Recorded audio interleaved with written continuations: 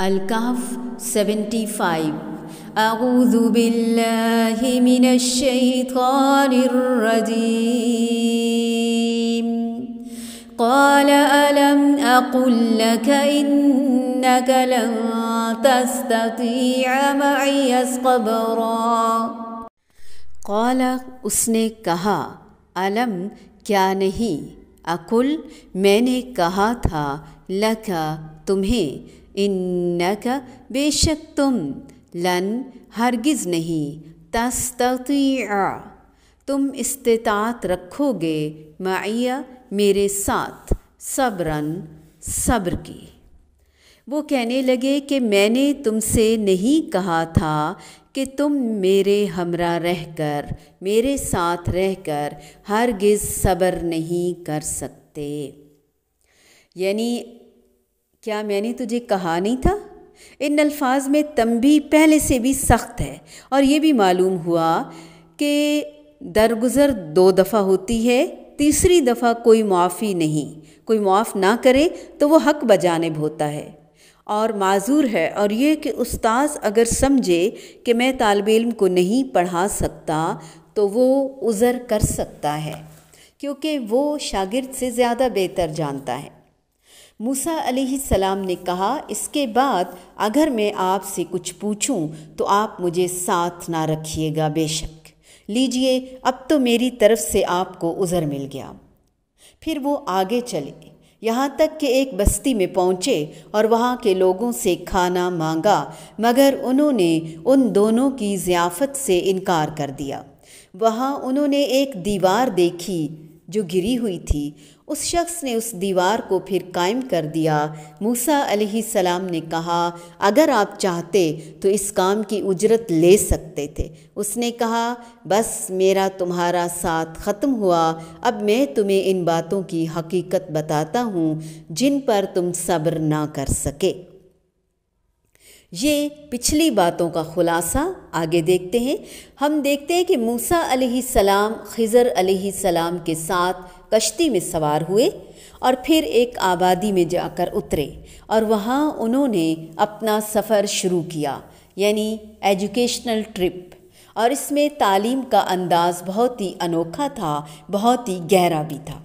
جو ہمارے ہاں عام طور پر اختیار نہیں کیا جاتا، لیکن ایسا انداز بہت دیر پا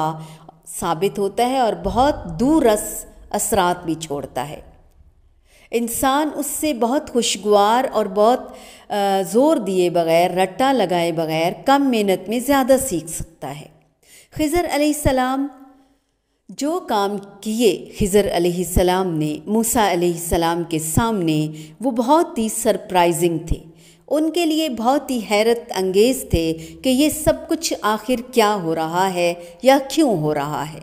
تو اس سے یہ بھی پتہ چلتا ہے کہ استاد کو طالب علم کو ایک حیرت انگیز حیرت میں مبتلا کرنا چاہیے اور اس طریقے سے بھی علم دینا چاہیے۔ اس سے طلب اور تڑپ بڑھتی ہے۔ انہوں نے پہلے کوئی کہانی نہیں بتائی، کوئی انیوژول باتیں نہیں بتائیں، بلکہ وقت آنے پر وہ دیکھتے گئے اور محسوس کرتے گئے۔ تو اس کے اندر ایک طلب یا ایک ایسے کریوسٹی کریٹ ہو جاتی ہے، انسان اتنا سسپینس اور تجسس محسوس کرتا ہے تاکہ وہ سیکھنے کا شوق اس کے اندر پورا آ جائے۔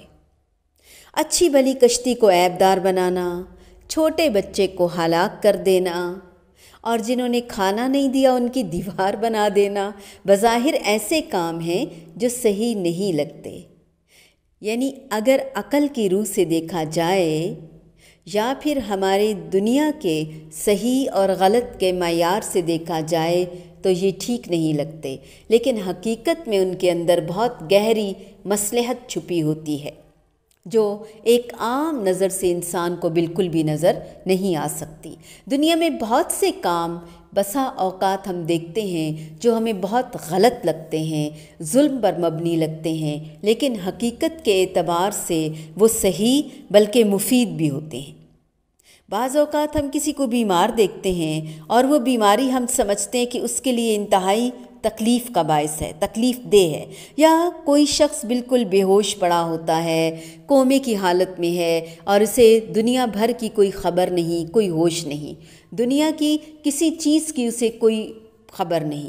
ہم یہ سمجھتے ہیں کہ وہ شخص اس وقت بہت ہی مظلوم حالت میں ہے، لیکن اللہ تعالیٰ بہت بہتر جانتا ہے کہ اس حال میں اس کو رکھنا اس کے لیے کتنا ضروری اور کتنا فائدہ مند ہے۔ اسی طرح ہم دنیا کے نظام میں بعض اوقات بہت خرابیاں بھی دیکھتے ہیں اور ان پر تبصرے بھی خوب کرتے رہتے ہیں اور سوچتے ہیں کہ اس دنیا کو اس طرح نہیں، کسی اور طرح ہونا چاہیے، لیکن اللہ سبحانہ و تعالی جس نے یہ دنیا بنائی وہ زیادہ بہتر طور پر جانتا ہے کہ کیا چیز بہتر ہے۔ آخر میں جب انسان کی آنکھوں کے سامنے مصلحت کے پردے اٹھیں گے تو اس وقت انسان یہی کہے گا کہ وہی ہونا چاہیے تھا جو ہوا، ہم غلط تھے، ہماری سوچ سطحی تھی۔ آج ہم دیکھتے ہیں کہ بعض اوقات ہم اپنے والدین کے کچھ فیصلوں کو اپنے حق میں بڑا برا سمجھتے ہیں، بعض اوقات اپنے استادوں کی کچھ ججمنٹ کو اپنے لیے پسند نہیں کرتے، یا زندگی میں کچھ ایسے واقعات اور حادثات ہو جاتے ہیں کہ ہم کسی چیز کا حصول چاہتے ہیں اور وہ ہم حاصل نہیں کر پاتے۔ بہت سال کے بعد ہم کو عقل آتی ہے، ہمیں سمجھ آتی ہے کہ ہمارے ساتھ جو بھی ہوا بہت بہتر ہوا۔ اگر وہ چیز جو ہم چاہ رہے تھے ہمیں مل جاتی تو ہمارے لیے وہ فائدہ مند نہ ہوتی۔ تو اس لیے انسان کو اپنے طور پر محنت کرتے رہنا چاہیے، اچھے کام کرتے رہنا چاہیے، اس کے بعد چیزیں مرضی کے مطابق نہ ہوں، ہمارے فیور میں نہ ہوں تو ہمیں ناراض نہیں ہونا چاہیے، ان کو ایکسیپٹ کرنا چاہیے خوش دلی کے ساتھ۔ اسی لیے تو ہر اذان کے بعد ہم یہ کہتے ہیں رضیت باللہ ربا وبالاسلام دینا وبمحمد نبیا، میں اللہ تعالیٰ کے رب ہونے پر راضی ہوں، وہی میرا خالق ہے، وہی میرا مالک ہے، وہی میرا رازق ہے، وہ مجھے رزق دیتا ہے، وہ جو کچھ بھی مجھے دیتا ہے میں اس پر خوش ہوں، اور وہ مجھ سے روک لیتا ہے میں اس پر بھی راضی ہوں۔ اسی طرح ہر حال میں انسان خوش رہنا سیکھ جاتا ہے، ہر حال میں انسان مطمئن رہتا ہے۔ تو بہرحال ہم دیکھتے ہیں کہ جب دوسری بار موسیٰ علیہ السلام نے ان کی بات میں انٹرپٹ کیا ان کے کام میں، تو انہوں نے کہا کہ اگر میں اس کے بعد کچھ کہوں تو آپ مجھے اپنے ساتھ بالکل نہ رکھیے گا، خود ہی کہہ دیا۔